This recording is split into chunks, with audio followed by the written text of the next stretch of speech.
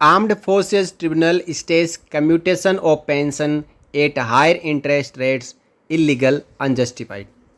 नमस्कार, जय हिंद दोस्तों, आप सभी का एक बार फिर स्वागत है। आर्म्ड फोर्सेस ट्रिब्यूनल चंडीगढ़ में हाल ही में एक भूतपूर्व सैनिक द्वारा फिर से केस दायर किया गया और कहा गया कि सरकार जो पेंशन कम्यूटेशन की रिकवरी कर रही है वो इलीगल है और अनजस्टिफाइड है। जहां 11-12 साल में ये रिकवरी पूरी हो जाती है, वहीं पे रक्षा मंत्रालय और भारत सरकार पेंशनर्स से पेंशन कम्यूटेशन की रिकवरी 15 साल के लिए करती है।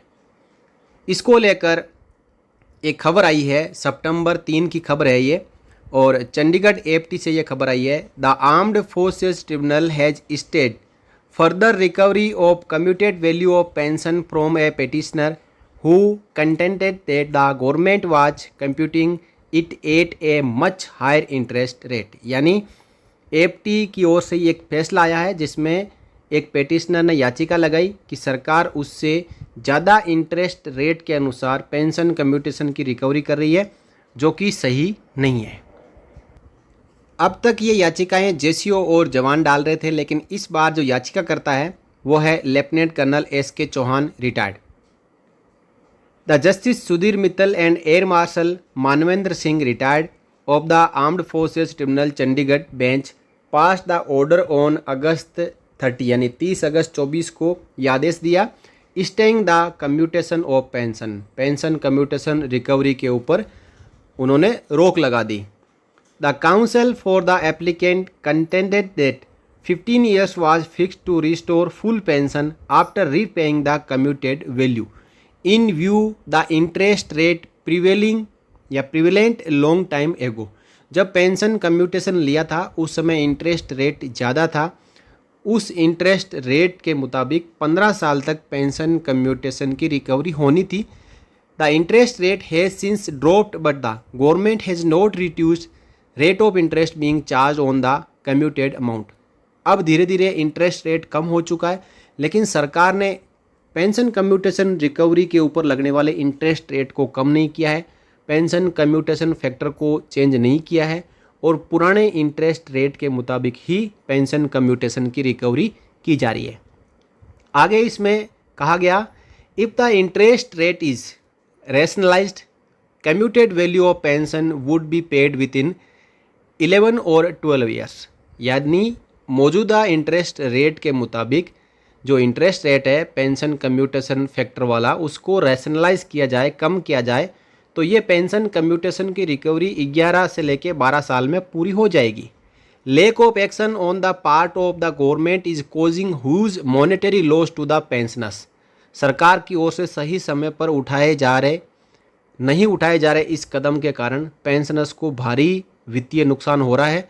It has also been submitted that the issue involved in this case is also the subject matter of civil writ petition 16291/2024 Sarupiriya Mengi and others versus Union of India and another, in which notice has been issued and recovery in cases where the pensioners have completed 10 years of retirement has been stayed, the APT bench noted।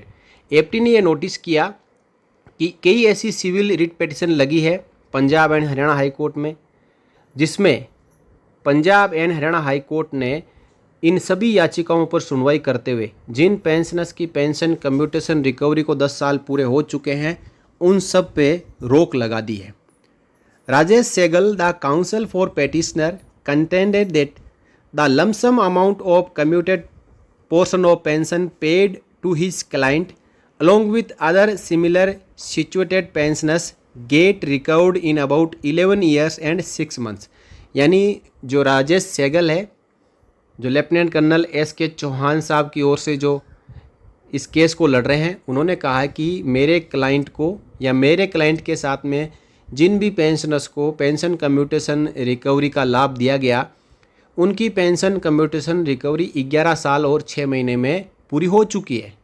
However, the authorities are recovering the said amount for a period of 15 years, that is 180 installments। लेकिन सरकार अभी भी pension commutation की recovery कर रही है, जो कि 15 साल तक करेगी और ये 180 इंस्टॉलमेंट बनते हैं। The same is over and above the lump sum amount paid to the pensioners along with interest accrued thereon. और ये जो अमाउंट रिकवर किया जा रहा है, ये अमाउंट बहुत कोई कम अमाउंट नहीं है, ये बहुत ही भारी अमाउंट है।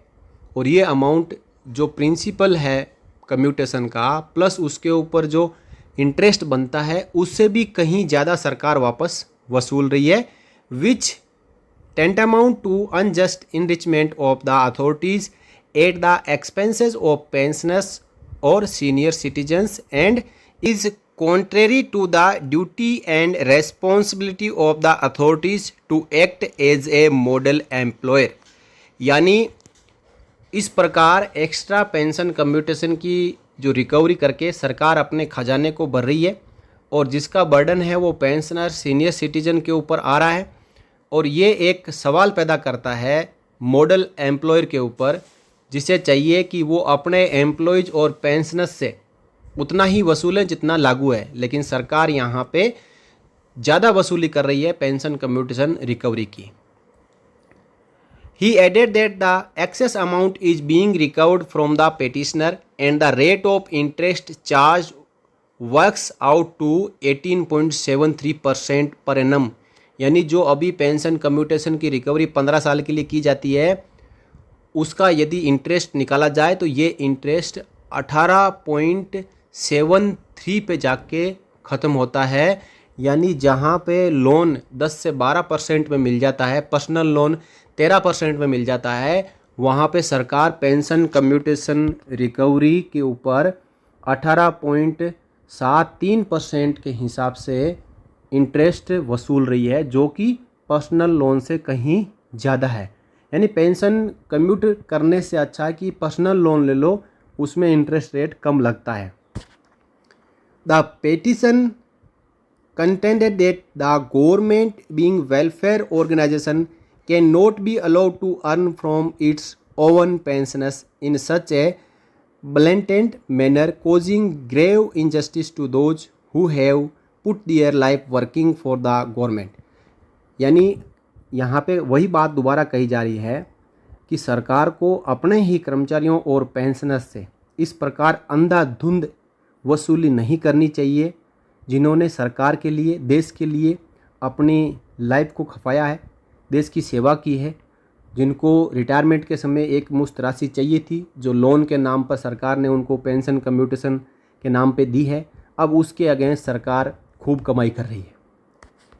The calculation clearly establishes that increasing the period of recovery of commuted value of pension from 11 years and 6 months to 15 years is wholly unjustified, illegal, whimsical and against the principle of natural justice and violative of Article 14 and 16 of the Constitution of India, the petitioners states।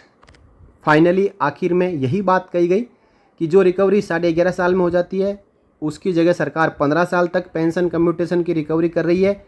ये बिल्कुल ही न्यायोचित नहीं है, ये illegal है। और ये जो प्रिंसिपल है नेचुरल जस्टिस का, जो हमारा संविधान हमें देता है आर्टिकल 14 और 16 के तहत, उसके अगेंस्ट जाकर सरकार अपने ही पेंशनर के ऊपर दबाव बना रही है, उनसे पेंशन कम्यूटेशन रिकवरी के नाम पर ज़्यादा लूट रही है और उससे अपना खजाना भर रही है, जो कि भारत के संविधान के आर्टिकल 14 और 16 के खिलाफ है, नेचुरल जस्टिस के खिलाफ है। तो दोस्तों, इस प्रकार अब आर्म्ड फोर्सेस ट्रिब्यूनल में भी जेसीओ जवानों और अधिकारियों ने पेंशन कम्यूटेशन रिकवरी को रुकवाने को लेकर याचिकाएं डालना शुरू कर दी है। जिन्होंने याचिका डाली है उनकी पेंशन कम्यूटेशन की रिकवरी रुक चुकी है और पूरा का पूरा मामला निर्भर करेगा जो Punjab and Haryana high court में जो पेंशन कम्यूटेशन रिकवरी के ऊपर जो हज़ारों याचिकाएं लग चुकी है, उनकी सुनवाई Punjab and Haryana high court में चल रही है। और वहाँ पे जो कंक्लूड क्या होता है कि क्या 10 साल तक रिकवरी की जाए, 11 किया जाए, 12 किया जाए, जो आदेश Punjab and Haryana high court देगा वो आदेश एएफटी के ऊपर भी लागू होगा और एएफटी भी उसके लाइन में आगे जेसीओ जवानों और अधिकारियों के लिए आदेश पास करेगी। तो दोस्तों, जिनको पेंशन कम्यूटेशन रिकवरी के ऊपर रोक लगानी है, जिनकी 10 साल पेंशन कम्यूटेशन की रिकवरी हो चुकी है, वो चाहते हैं कि आगे रिकवरी ना हो, तो जल्द ही आर्म्ड फोर्सेस ट्रिब्यूनल में अपनी याचिका लगा के अपनी पेंशन कम्यूटेशन रिकवरी को भी रुकवा सकते हैं। यह है एक अपडेट, लेटेस्ट अपडेट कि पेंशन कम्यूटेशन रिकवरी के ऊपर अब भी याचिकाएं हैं जो आर्म्ड फोर्सेस ट्रिब्यूनल में लगाई जा रही है और उन याचिकाओं के जरिए पेंशन कम्यूटेशन रिकवरी के ऊपर रोक का आदेश भी एपटी द्वारा दिया जा रहा है। जब Punjab and Haryana high court ने रोक लगाई है, आर्म्ड फोर्सेस ट्रिब्यूनल रोक लगा रहा है, दूसरे जो कोर्ट है वहाँ पे यदि पेंशनर्स याचिकाएं डाल रही हैं तो वहाँ पे रोक लगाई जा रही है। और हरियाणा सरकार ने तो स्टैंडर्ड सभी पेंशनर्स के लिए पेंशन कम्यूटेशन रिकवरी के ऊपर रोक लगा दी है जिनके 10 साल पूरे हो चुके हैं। तो जो डिफेंस पेंशनर्स है वो पीसीडीए और अपने रिकॉर्ड ऑफिस को लिख रहे हैं कि हमारी भी पेंशन कम्यूटेशन रिकवरी है, उसके ऊपर रोक लगा दो कि हमारे 10 साल हो गए हैं या 11 साल हो गए हैं। तो ऐसे यदि आप डायरेक्टली पीसीडीए या रिकॉर्ड ऑफिस को लिखेंगे तो पेंशन कम्यूटेशन रिकवरी पे रोक नहीं लगेगी। जैसा कि आप स्क्रीन पर देख पा रहे हैं, 30 जुलाई 2024 को हमारे एक पेंशनर ने पीसीडीए को लिखा कि आप मेरी पेंशन कम्यूटेशन रिकवरी है उसके ऊपर रोक लगा दो। तो उसके जवाब में पीसीडीए ने कहा कि आपने जो एप्लीकेशन लिखी है 28 मई 2024 को, जिसमें आपने कहा है कि मेरी जो पेंशन है उसको रीस्टोर कर दो और कम्यूटेशन रिकवरी पे रोक लगा दो 128 महीने के बाद। तो इसके बाद जो पीसीडीए ने इसमें बात बताई है कि जो आप आदेश बता रहे हो सिविल रिट पिटीशन नंबर 2490 का, वो Punjab and Haryana high court का आदेश है और ये आदेश केवल उन्हीं पेटिशनर्स के ऊपर लागू होता है जिन्होंने याचिका डाली है, यानी इस सिविल रिट पिटीशन में जिनका नाम है।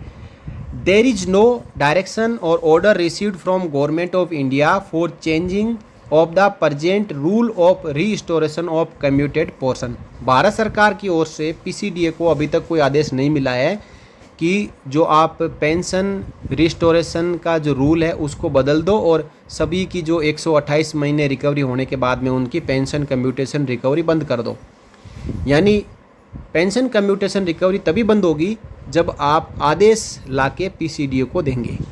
ये आदेश आर्म्ड फोर्सेस ट्रिब्यूनल का हो सकता है, हाई कोर्ट का हो सकता है, सुप्रीम कोर्ट का हो सकता है, लेकिन बिना आदेश के मौजूदा समय में पेंशन कम्यूटेशन रिकवरी पे रोक कोई नहीं लगाएगा।